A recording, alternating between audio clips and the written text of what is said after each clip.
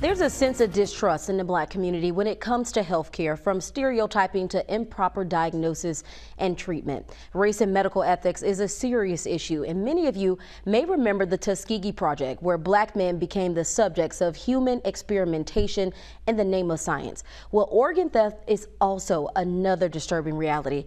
I spoke with the Organ Thieves book author, Chip Jones, who brings us the shocking story of Bruce Tucker, the first heart transplant in the segregated South.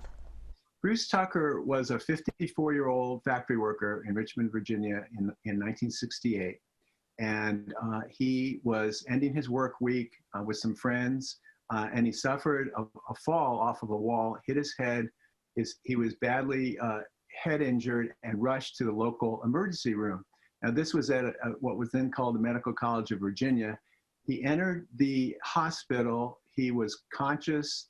His vital signs were good, but within less than 24 hours, the surgeons there made the decision to take him off life support and to remove his beating heart and as well as his kidneys, but to implant his heart into the chest of a sick white man. Now, the true tragedy and the thing that inspired me to write the book, which began as a research into the heart transplant race of the 1960s, was that at that same moment that Bruce's heart was removed around 3:25 on a Saturday afternoon, his brother, who owned a shoe store nearby, William Tucker, was frantically searching for him. He was calling the hospital. He had gotten a tip from a friend on the inside of MCV, and another friend was also rushing to find him. So that very moment that his healthy heart was being removed, he still had a very bad head injury, but his heart was being removed while his loved ones was trying to find him. And it was that tragedy, both for him as a Black man and for his whole family, and that trauma still exists today for the Tucker family members that I've talked to. And how heartbreaking was it for you when you were kind of going through the details and learned what this family had experienced? It was really heartbreaking for me personally. It was very emotional. First of all, thinking about Bruce Tucker and what it must have been like for him to be on his back, looking at the ceiling, maybe unconscious, but maybe hearing what people were saying, because there's a lot of research that shows people can hear what's being done to them during surgeries. I felt it, for me, as a person who grew up watching The Twilight Zone as a boomer, it felt like an episode of The Twilight Zone. But then when I talked to the family, the people, when your readers go to the book, they'll see a whole chapter on trying to interview his son, who's still alive, Abraham. And he had to live with this his whole life. He lost his father when he was 14 and never got any compensation.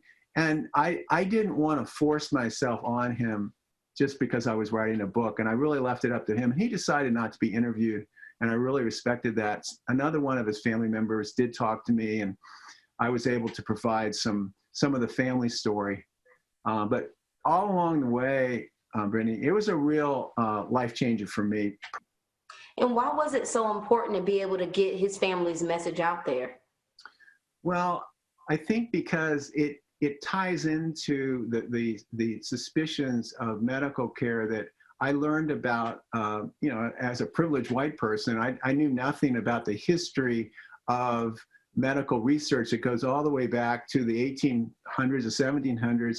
And essentially, I learned that medical education was built on the backs of Black folks whose bodies were stolen right there in New York City, near what was Columbia, and all up and down the East Coast, from Harvard to New York City to Philadelphia and down here. And I learned so much that tied into what really shaped what you could only call systemic racism in the medical system.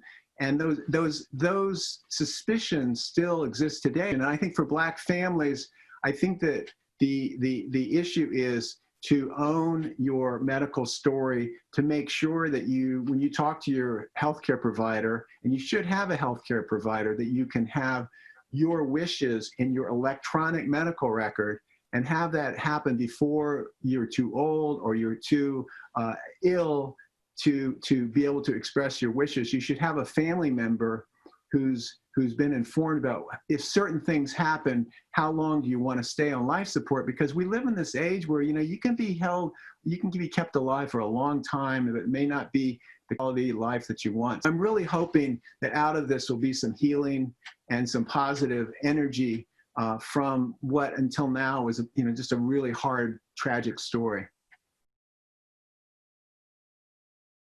And Jones tells me the doctors in Tucker's case were never held accountable and there were no criminal charges. He says the Tucker family never received any recognition or compensation for what happened. If you're interested in buying the book, he says just search the name The Organ Thieves, and there are several options so you can purchase.